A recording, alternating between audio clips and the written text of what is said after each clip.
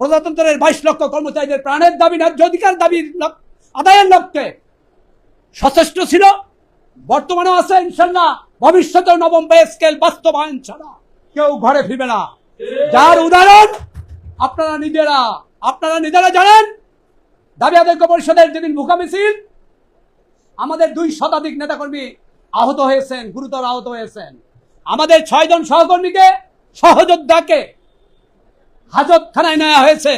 তারপরেও আমাদের নেতৃবৃন্দ নবম পে স্কেল বাস্তবায়নের জন্য কর্মসূচি ছাড়তে চাননি। সরকারের আইন শৃঙ্খলা রক্ষাকারী বাহিনী আমাদেরকে বুঝিয়ে, আমাদেরকে আশ্বস্ত করে আমাদেরকে কর্মসূচি স্থগিত করাতে বাধ্য করেছেন। না হলে আমাদের 6 নেতাকর্মীকে জেলে যেতে হয়। আমরা যারা প্রথম সারির নেতৃবৃন্দ সহ হাজার হাজার কর্মচারীর নামে মামলা হয়। অন্তর্বর্তীকালীন সরকারের আমাদের সিনিয়র নেতৃবৃন্দ চিন্তা করেছেন, অন্তর্বর্তীকালীন সরকার একটি নির্দিষ্ট সময়ের সরকার, এরা কোনো রাজনৈতিক সরকার না। তাদের আমলে ঘটে যাওয়া যে কোনো ঘটনা থেকে উদ্ধার পাওয়া আমাদের জন্য কষ্টকর ছিল। নেতৃবৃন্দ আমাকে পরামর্শ করেছেন যে কোনো ভাবে আপোষ করে, যে কোনো ভাবে আমাদের নেতাকর্মীকে হাজতখানা থেকে ছেড়ে নিয়ে আসেন। সম্মানিত সহকর্মীবৃন্দ, আপনারা ভুল বুঝবেন না। বাংলাদেশ সরকারি কর্মচারী দাবি আদায় পরিষদের যারা নেতৃবৃন্দ, তারা নিজেদেরকে বিসর্জন করা হলেও নবম পে স্কেল বাস্তবায়ন করবেন। তারা পরীক্ষিত নেতা না। তারা, আপনারা যারা 2-1টি সংগঠন দেখেন যারা বড় বড় মিছিল করে, মিটিং করে, তাদের অ্যাক্টিভিটি কি, তাদের কার্যক্রম নবম পে স্কেল বাস্তবায়নের জন্য রাস্তায় পেয়েছেন কিনা? আপনারা 2-1টি সংগঠনের কথা বলেন, যারা আপনাদের সংগঠনের তথ্য প্রচার করে নিয়মিত ডলার ইনকাম করে, ইউটিউবার বলেন, কেউ বলেন কি ভিউ ব্যবসায়ী। তাদের কাজ হলো মিটিং সিটিং করে 2-1জন মন্ত্রী এমপি নিয়ে এসে তাদের ভিউ ব্যবসা বাড়িয়ে দেন। তারা মাস শেষে ডলার ইনকাম বৃদ্ধি হয়। আজকে তারা প্রথম সারির নেতা। আমাদের চরিত্রে এগুলো নেই। আমরা নিজেদের কষ্টের পয়সা, নিজেদের বেতনের পয়সা, নিজেদের উপার্জিত কষ্টের অর্থ পরিবার পরিজনকে না দিয়ে আপনাদের নবম পে স্কেল বাস্তবায়নের জন্য আমরা কাজ করে চলছি। আমি মাননীয় প্রধানমন্ত্রী, আপনি আপনার কার্যক্রম সফল বাস্তবায়নের জন্য বিভিন্ন মন্ত্রণালয় গঠন করে দিয়েছেন, আর বিভিন্ন মন্ত্রণালয়ের কার্যক্রম যথাযথভাবে সফলভাবে বাস্তবায়নের জন্য সংশ্লিষ্ট মন্ত্রণালয়ের মন্ত্রী নিয়োগ দিয়েছেন। আমি মাননীয় অর্থমন্ত্রীকে প্রশ্ন করতে চাই, মাননীয় অর্থমন্ত্রী, আপনি বাংলাদেশের একজন নাগরিক, আপনি একজন রাজনীতিবিদ, আপনি একজন প্রজ্ঞাবান নেতা, একজন প্রজ্ঞাবান ব্যবসায়ী। আপনি ভালো করে জানেন আপনার মন্ত্রণালয় কর্তৃক বিগত দিনে কিভাবে পে স্কেল প্রদান করা হয়েছে। পে কমিশন সুপারিশ করেছে, অর্থ মন্ত্রণালয়ে ফাইল চলে গেছে মাননীয় প্রধানমন্ত্রীর কাছে, মাননীয় প্রধানমন্ত্রী ফাইল অনুমোদন করে দিয়েছে, গেজেট প্রকাশ হয়েছে। আমরা এবার কি দেখছি, মাননীয় অর্থমন্ত্রী আপনি প্রজাতন্ত্রের কর্মচারীর সাথে আপনি কমিটি খেলা করছেন। একবার মন্ত্রী পরিষদ কমিটি, একবার সচিব কমিটি, আরেক নাটক কমিটি আপনি উপস্থাপন করে যাচ্ছেন, যা আপনার তথা অর্থ মন্ত্রণালয়ের কোনোভাবেই কাম্য না। প্রজাতন্ত্রের কর্মচারীরা কোনোভাবে এটা প্রত্যাশা করে না, কোনোভাবেই আমরা এটা কামনা করি না। আমি এই বিষয়ে মাননীয় প্রধানমন্ত্রী জনাব তারেক রহমানকে বলবো, মাননীয় প্রধানমন্ত্রী, প্রত্যেকটা মন্ত্রণালয়ের জবাবদিহিতা আপনার কাছে আছে। আপনার মাননীয় প্রধানমন্ত্রী আপনার অর্থ মন্ত্রণালয় যে নাটক করছে, কমিটি খেলা করছে, এই খেলা দ্রুত বন্ধ করে আপনি আমাদের নবম পে স্কেলের গেজেট প্রকাশের ব্যবস্থা নিন।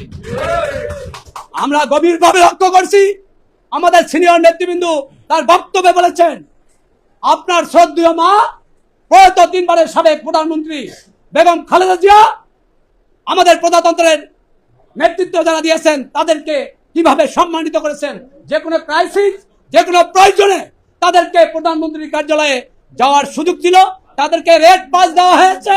তারা কর্মচারীদের প্রতিনিধি হিসেবে যে কোনো সময় যে কোনো সমস্যার সমাধান করার জন্য মাননীয় প্রধানমন্ত্রীর কাছে গিয়েছেন।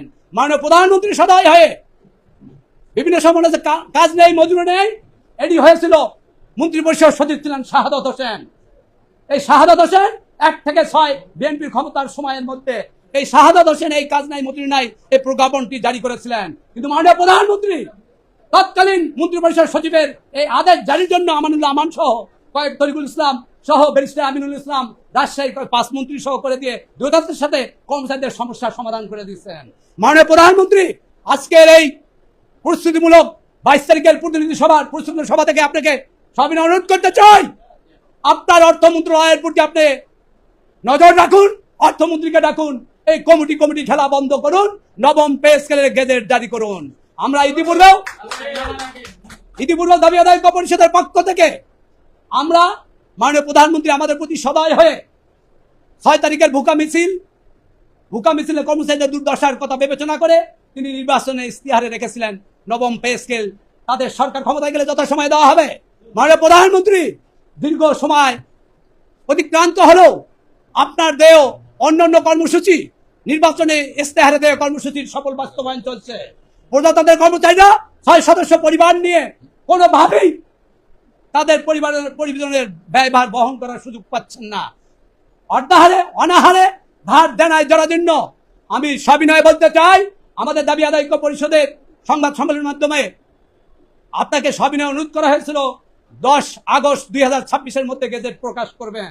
অন্যথায় প্রজাতন্ত্রের কর্মচারীরা তাদের ন্যায্য অধিকার, তাদের পেটের ক্ষুধা নিবারণের জন্য, তাদের ন্যায্য অধিকার প্রাপ্তির জন্য পুনরায় তারা প্রতিনিধি সমাবেশের মাধ্যমে গোটা দেশ থেকে প্রতিনিধিরা যে পরামর্শ দেবে, আমরা নবম পে স্কেল বাস্তবায়নের জন্য সেই সিদ্ধান্ত অনুযায়ী নবম পে স্কেল বাস্তবায়নের জন্য নিজেদের জীবনের বিনিময় হলেও নবম পে স্কেলের গেজেট বাস্তবায়ন করে থাকবে ইনশাআল্লাহ। আমরা আমাদের নেতৃবৃন্দ বক্তব্য দিয়েছেন, সহমত পোষণ করেছেন। আমি মাননীয় প্রধানমন্ত্রীকে আজকের সভা থেকে আবারও সবিনয়ে অনুরোধ করছি, আপনি দ্রুততার সাথে নবম পে স্কেলের গেজেট প্রকাশ করুন। আগামী 22 তারিখ যাতে আমাদের নবম পে স্কেল গেজেট প্রকাশের প্রতিনিধি সভা না হয়ে আমরা সরকারকে সাধুবাদ জানানো, কৃতজ্ঞতা জানানোর সভা হয়, এই প্রত্যয় ব্যক্ত করছি। পাশাপাশি আজকের সভার মাধ্যমে গোটা দেশের প্রজাতন্ত্রের 22 লক্ষ কর্মচারীকে সবিনয় অনুরোধ করব, কর্মচারী প্রতিনিধিদেরকে অনুরোধ করব, বিভিন্ন সংগঠনের নেতৃবৃন্দকে সবিনয় অনুরোধ করব, আপনাদের অ্যাক্টিভিটি আপনারা লক্ষ্য করেছেন, আপনারা কর্মসূচি পালন করেছেন, কতটুকু করেছেন, আপনারা নিজেদেরকে প্রজাতন্ত্রের সর্বোচ্চ অভিভাবক, সর্বোচ্চ ব্যানার হিসেবে মনে করেন। আমরা কিন্তু তা মনে করি না। আমরা দাবি আদায় পরিষদ, ক্ষুদ্র পরিষদ, ছোট ছোট সংগঠন মিলিয়ে একটি জোট। আমরা এই জোটের ইতিপূর্বের যে কার্যক্রম নবম পে স্কেল বাস্তবায়নের জন্য আমরা প্রত্যাশা রাখছি, আপনারা আগামী 22 আগস্ট 2026-এ নবম পে স্কেলের গেজেট প্রকাশের জন্য যে প্রতিনিধি সমাবেশ হবে, এই সমাবেশে আপনারা সর্বাত্মক উপস্থিত হয়ে আপনাদের মতামতের ভিত্তিতে নবম পে স্কেল গেজেট প্রকাশের জন্য কর্মসূচি নির্ধারণ হবে এবং ওই দিন নবম পে স্কেলের গেজেট প্রকাশের জন্য সর্বোচ্চ কঠোর থেকে কঠোর কর্মসূচি ঘোষণা হবে ইনশাল্লাহ। এই প্রত্যয় ব্যক্ত করে আমি আমার বক্তব্য শেষ করছি, সেই সাথে আজকের সভার সমাপ্তি ঘোষণা করছি। ধন্যবাদ।